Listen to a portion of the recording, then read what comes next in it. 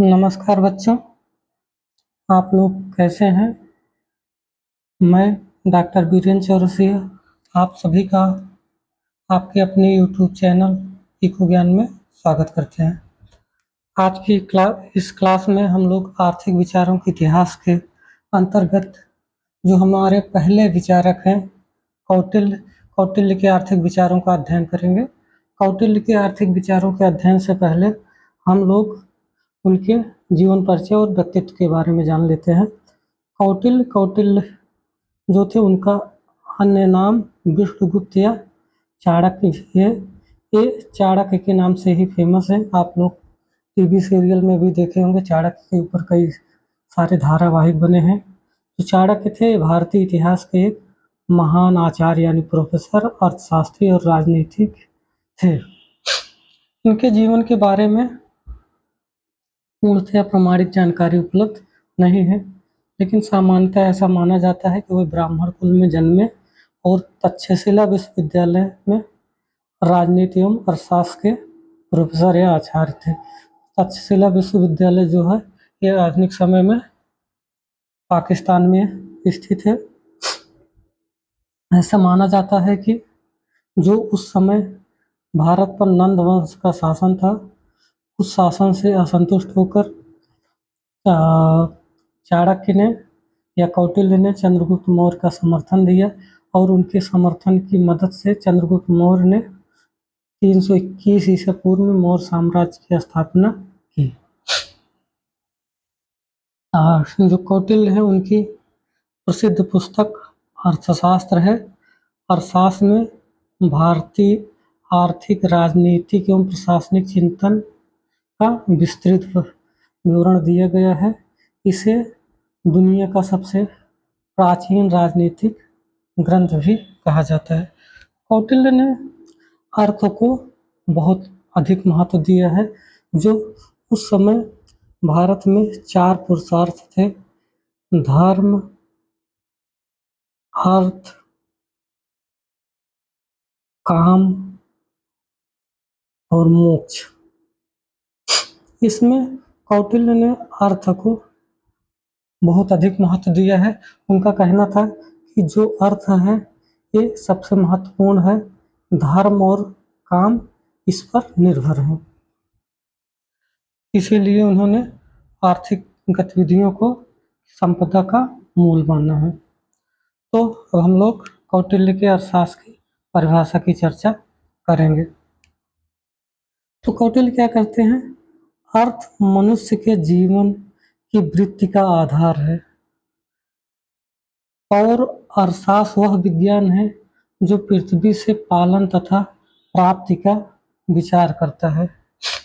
तो मनुष्य के जीवन की वृत्ति का आधार मतलब यहाँ पर वृत्ति का मतलब व्यवसाय या आजीविका से है। तो यानी कौटिल्य कहना चाह रहे हैं कि जो अर्थ है, अर्थ यानी पैसा या मुद्रा, वो वह किसी भी मनुष्य की जीविका का आधार है। आप लोग देखते भी होंगे वर्तमान समय में भी पैसा कितना महत्वपूर्ण है। तो अर्थशास्त्र क्या करता है? अर्थशास्त्र वह विज्ञान है जो पृथ्वी से यानी धरती से जो चीजें प्राप्त होती हैं, जो संसाधन प्राप्त होते हैं, ठीक है, उनसे कैसे चीजों का पालन पोषण किया जाए और उन संसाधनों को प्राप्त किया जाए, इस पर जो विचार करता है वो क्या है? अर्थशास्त्र है। उन्होंने वार्ता के अंतर्गत कृषि, पशुपालन एवं व्यापार को वे इंक्लूड करते थे। वार्ता को उन्होंने अर्थशास्त्र का प्रमुख अंग माना है। वह कहते हैं कि अर्थशास्त्र केवल धन या भौतिक समृद्धि तक सीमित नहीं है, बल्कि राजनीति, नीति शास्त्र, दंड नीति, कानून, सामाजिक व्यवस्था आदि को भी समेटे हुए है। यानी उन्होंने अर्थशास्त्र के अंतर्गत सिर्फ धन को ही शामिल नहीं किया। आगे हम लोग चलते हैं। उनका जो दृष्टिकोण है वो व्यवहारिक है, व्यवहारिक और यथार्थवादी था, जिसमें नैतिकता और अर्थव्यवस्था का पृथक्करण दिखाई देता है। यानी कौटिल्य अपने विचारों में बहुत ही व्यवहारिक थे, ज़्यादा नैतिकता की बात नहीं करते। उनका जो अगला विचार है वो कृषि और भूमि संबंधी है। कौटिल्य कृषि को बहुत अधिक महत्व देते हैं, क्यों? क्योंकि उन्होंने कहा किसी अर्थव्यवस्था का सबसे महत्वपूर्ण घटक है और नई संपदा का स्रोत माना। नई संपदा का स्रोत मतलब क्योंकि उस समय जितनी भी चीज़ें उत्पादित होती थी उसमें कहीं न कहीं कृषि सबसे महत्वपूर्ण था, क्योंकि उद्योगों के लिए भी कृषि कच्चे माल आदि चीज़ों में महत्वपूर्ण भूमिका निभाता था। उन्होंने कृषि, पशुपालन और व्यवसाय या वाणिज्य को सामूहिक रूप से वार्ता कहा। उन्होंने कृषि में राज्य की भूमिका, राज्य यानी सरकार की क्या-क्या भूमिका होनी चाहिए, इस पर भी चर्चा की है। उन्होंने कहा राज्य को किसानों को हल, बैल, बीज और सिंचाई सुविधाएं प्रदान करनी चाहिए। कृषि उत्पादन बढ़ाने के लिए बंजर भूमि मतलब जिस पर अभी तक खेती नहीं हो रही है उसको खेती योग्य बनाने पर जोर दिया, और जो बंजर भूमि है उसको उपजाऊ बनाकर उस पर किसानों को बसाना चाहिए, जिससे अधिक से अधिक उत्पादन हो और अर्थव्यवस्था सुदृढ़ हो। उन्होंने कहा कि एक गांव में 100 से 500 परिवार होना उपयुक्त होता है। इसी तरह से जो कृषि की प्रशासनिक व्यवस्था है उसके लिए भी उन्होंने प्रावधान किया। उन्होंने व्यक्तिगत एवं राजकीय दोनों तरह की व्यवस्था थी, यानी वो खेती के लिए व्यक्तिगत एवं राजकीय खेती दोनों के समर्थक थे। तो जो राजकीय खेती मतलब जो सरकार के द्वारा खेती की जाती थी उसकी देखरेख के लिए सीता अध्यक्ष नामक एक अधिकारी होता था। सीता अध्यक्ष नामक अधिकारी। इसी तरह से पशुओं की जो देखभाल है उसके लिए गो अध्यक्ष नामक अधिकारी की नियुक्ति होती थी। इसी तरह उन्होंने सिंचाई में उत्पादन बढ़ाने के लिए सिंचाई के लिए बांध, तालाब, कुएं और नहरें बनाने पर भी बल दिया, जिससे अधिक से अधिक फसलें उत्पादित की जाए। कर की जो बात है तो कौटिल्य ने कृषि पर कर लगाने के संबंध में क्या कहा कि न कृषि पर अत्यधिक कर होना चाहिए, न तो कर की पूर्ण रूप से अनुपस्थिति होनी चाहिए। जैसे भारत में लगभग वर्तमान समय में अधिकांश कृषि वस्तुओं पर कर नहीं है। उन्होंने इसके साथ साथ उन्होंने कहा कि जो भूमि किसी को दान में दी गई है उस पर कर नहीं लगाया जाना चाहिए। इस तरह से अगर हम लोग देखें तो जो कौटिल्य का कृषि और उत्पादन या भूमि सुधार से संबंधित जो विचार है वो आधुनिक समय में भी प्रासंगिक है। तो अब हम लोग कौटिल्य के अगले विचार की चर्चा करेंगे, श्रम संबंधी विचार। श्रम संबंधी विचार में उन्होंने कहा कि जो मजदूरी है वो वस्तु की मात्रा और गुणवत्ता के अनुसार होनी चाहिए। वस्तु की मात्रा मतलब यानी जो मजदूर जितना अधिक काम करे, ठीक है, जितनी ज़्यादा वस्तुएं उत्पादित करे और जितनी अच्छी वस्तुएं उत्पादित करे। मात्रा मतलब जितनी ज़्यादा और जितनी अच्छी, उसको उसी हिसाब से मजदूरी मिलनी चाहिए। इसके अलावा वो कहते हैं मजदूर अगर छुट्टी पर है तो उस दिन का भी उसे अतिरिक्त वेतन मिलना चाहिए, यानी मजदूरों की छुट्टी का प्रावधान भी होना चाहिए। अगला जो वो कहते हैं अगर कोई काम करा के मजदूरी न दे उसे दंड दिया जाना चाहिए, यानी अगर कोई मालिक मजदूरी करा लेता है और मजदूरी नहीं देता है तो उसे दंड देना चाहिए। इसी तरह से अगर कोई मजदूर काम चोरी करता है तो उसको मजदूर को भी कठोर दंड दिया जाना चाहिए। इसके अलावा कौटिल्य वृद्धावस्था पेंशन और पुरस्कार की भी व्यवस्था का उल्लेख करते हैं, यानी अगर कोई ओल्ड एज हो गया है, काम नहीं कर सकता, तो उसको वृद्धावस्था पेंशन भी दिया जाना चाहिए। वह उत्पादन में स्त्रियों की भी भागीदारी को स्वीकार करते हैं, यानी कामकाज में स्त्रियों की सहभागिता होनी चाहिए। इस तरह से अगर हम कौटिल्य के विचारों को देखें तो कौटिल्य के विचार श्रम, न्याय, श्रमिक कल्याण, उत्पादन वृद्धि के बीच संतुलन पर आधारित थे। कौटिल्य का जो अगला विचार है वो कर व्यवस्था एवं सार्वजनिक वित्त से संबंधित है। कर व्यवस्था के संबंध में जो है वो सबसे पहले भूमि कर की बात करते हैं। भूमि कर क्या कहते हैं कि जो कृषि उत्पादन है उसका 1/6, यानी जितना भी उत्पादन खेती से होता है उसका 1/6 सरकार को या राजा को कर के रूप में लेना चाहिए। इसी तरह से आयात निर्यात कर मतलब जो विदेशों से वस्तुएं आयात की जाती हैं और विदेशों में ले जाकर वस्तुएं बेची जाती हैं, जिसे निर्यात कहते हैं। तो इन पर शुल्क, पुल, सड़क के उपयोग पर कर की बात कौटिल्य ने कही है। इसी तरह से सिंचाई कर की बात भी कही है। सिंचाई कर को उद्योग भाग कहा जाता था और उत्पादन पर भी कर की बात की है। तो कौटिल्य कहते हैं कि जो कर वसूली होती है उनमें निश्चितता और न्याय संगतता पर बल दिया। निश्चितता का क्या मतलब है? निश्चितता का मतलब है जो सरकार की कर आय है इस तरह से कर लगाना चाहिए कि कर आय सरकार की निश्चित होनी चाहिए, ऐसा ना हो कि कर आय बहुत कम या बहुत ज़्यादा हो जाए। दूसरा है न्याय संगतता, यानी कर का जो वितरण हो वो न्यायपूर्ण होना चाहिए। कर न्यायपूर्ण कब होगा? जब जो अमीर वर्ग है उस पर ज़्यादा कर लगाया जाए, निर्धन पर कर कम लगाया जाए, जिस तरह से वर्तमान समय में सरकारें कर लगाती हैं। इसी तरह से विलासिता की वस्तुओं पर अधिक कर लगाने की सिफारिश की थी। विलासिता की वस्तुएं क्या?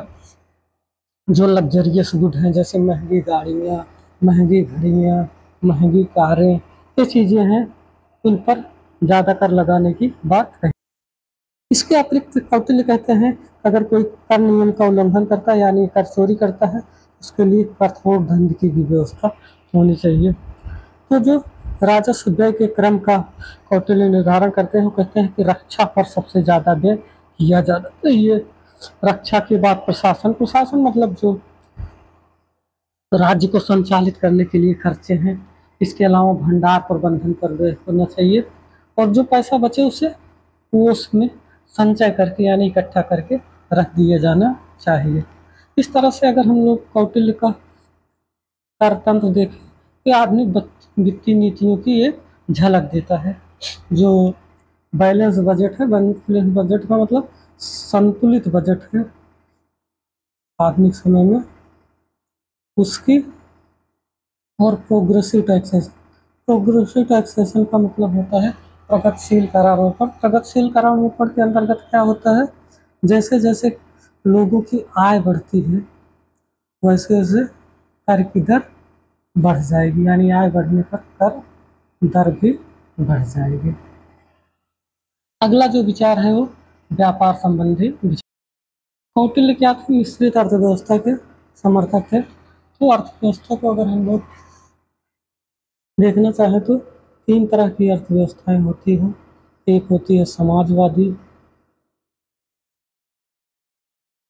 समाजवादी अर्थव्यवस्था इसमें ऐसी अर्थव्यवस्था है जिसमें उत्पादन के जितने संसाधन हैं उनका स्वामित्व जो होगा वो सरकार के हाथ में होगा, यानी निजी संपत्तियां लोगों के पास नहीं होगी।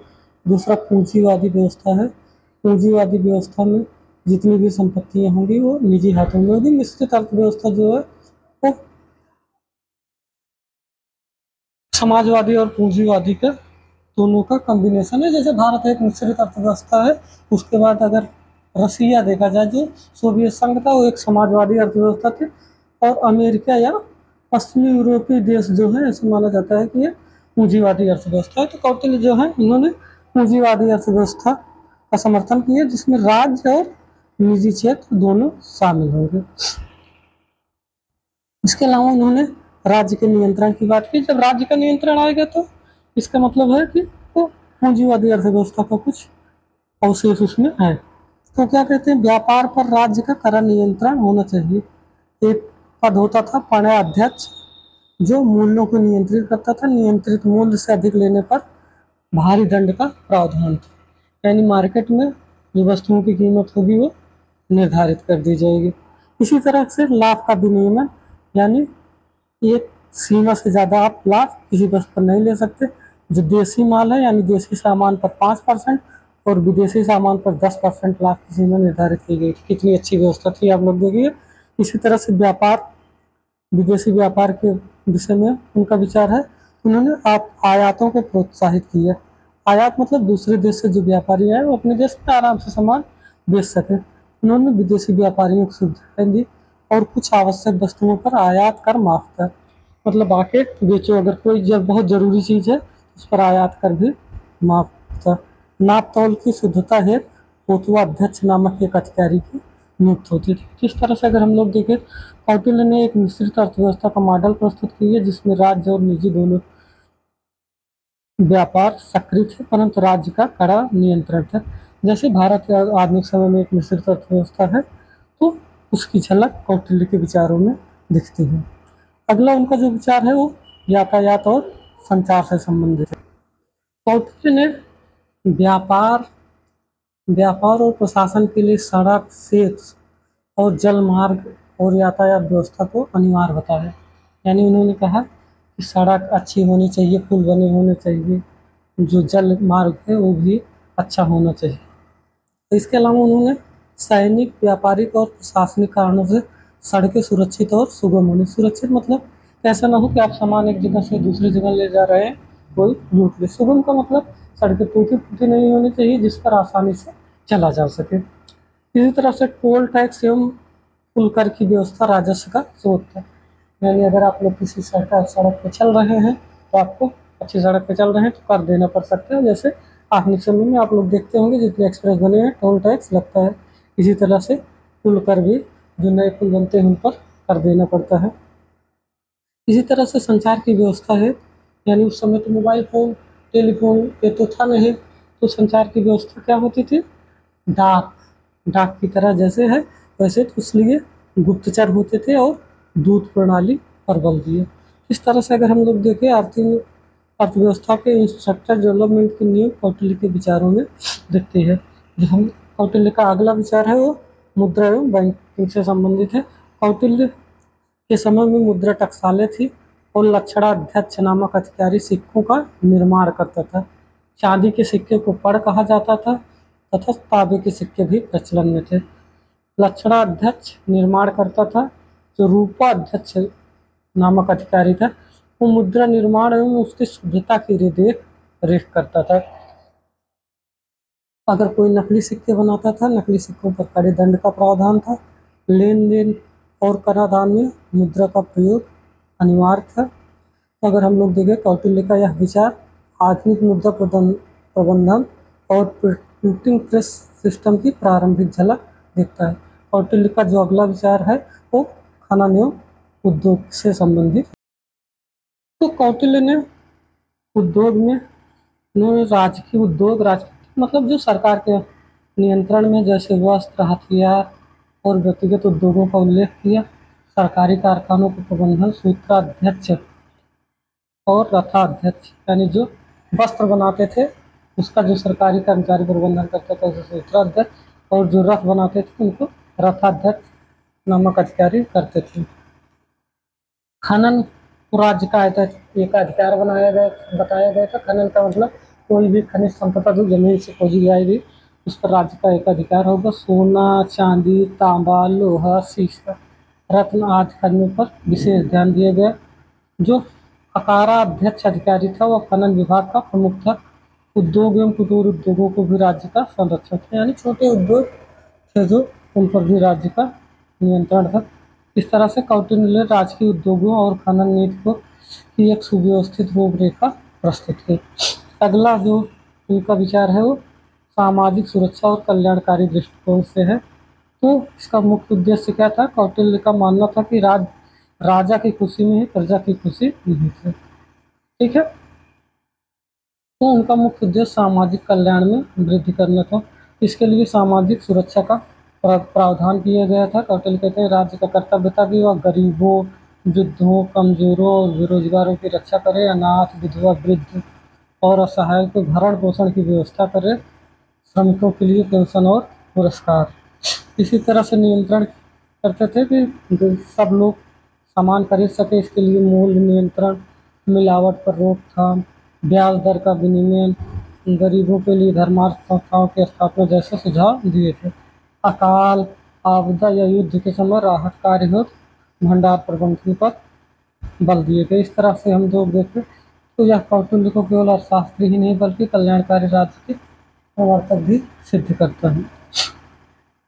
अगला जो उनका विचार है वो मूल्य नियंत्रण एवं बाजार व्यवस्था से संबंधित है। तो मूल्य वृद्धि को रोकने के लिए सरकार द्वारा वस्तुओं के न्यूनतम और अधिकतम मूल्य निर्धारित किए गए। जमाखोरी, मिलावट और कालाबाजारी पर कठोर दंड का प्रावधान था। व्यापार गतिविधियों पर भी सरकार का नियंत्रण था। इस तरह से आधुनिक उपभोक्ता संरक्षण कानूनों की नींव यहीं से दिखाई देती है। अन्य विचार जो कौटिल्य के थे, नारी श्रम, यानी महिलाएं काम करें या न करें, इस पर जो कौटिल्य का विचार है स्त्रियों को उद्योग व श्रम कार्यों में शामिल करने का समर्थन था। पर्यावरण चेतना में यानी वृक्षारोपण और वन संरक्षण के नियम भी कौटिल्य के आर्थिक विचारों में दिखाई देते हैं। सैन्य व्यय, राज्य की आय का एक बड़ा भाग सेना पर खर्च होता था। भंडारण के लिए, भंडारण मतलब इकट्ठा करके रखना, अन्न, धान, धातु और मुद्रा का आपातकालीन भंडारण था। तो हम लोग कौटिल्य का समग्र मूल्यांकन देखते हैं। कौटिल्य के विचारों में व्यवहारिकता और कठोर अनुशासन का समन्वय है। अर्थशास्त्र को उन्होंने राजनीति, समाज और नैतिकता से जोड़ा। उनकी नीतियाँ एक मिश्रित अर्थव्यवस्था का रूप प्रस्तुत करती हैं। मिश्रित अर्थव्यवस्था यानी समाजवादी और पूंजीवादी अर्थव्यवस्था। कराधान, मूल्य नियंत्रण, व्यापार, कृषि, श्रम कल्याण संबंधी आधुनिक अर्थशास्त्र के सिद्धांत से मेल खाते हैं। उनके कठोर दंड और केंद्रीकृत नियंत्रण को कुछ विद्वान सत्तावादी मानते हैं, परंतु तत्कालीन परिस्थितियों में साम्राज्य की स्थिरता हेतु आवश्यक है। योगदान: कौटिल्य ने अर्थशास्त्र को स्वतंत्र शास्त्र का दर्जा दिया। आर्थिक नियोजन, कराधान, श्रम नीति, मुद्रा प्रणाली, सार्वजनिक वित्त, उद्योग, व्यापार, कृषि और सामाजिक कल्याण सभी का सुसंगठित एवं सुव्यवस्थित विवेचन किया। उनकी आर्थिक सोच मौर्य साम्राज्य को विश्व के सबसे शक्तिशाली और संगठित राज्यों में स्थान दिलाया। आज भी उनके विचार अर्थनीति, सार्वजनिक प्रशासन और शासन कला के मार्गदर्शक। तो आज की क्लास में हम लोग कौटिल्य के आर्थिक विचारों को पढ़े हैं। तो इससे संबंधित अगर पीडीएफ आप लोगों को चाहिए तो हम अपने यूट्यूब चैनल पर नहीं दे सकते हैं, टेलीग्राम लिंक पर ये पीडीएफ आप लोगों को प्रोवाइड करा देंगे। इसके अलावा व्हाट्सएप ग्रुप पर भी एक पीडीएफ प्रोवाइड करा देंगे। धन्यवाद।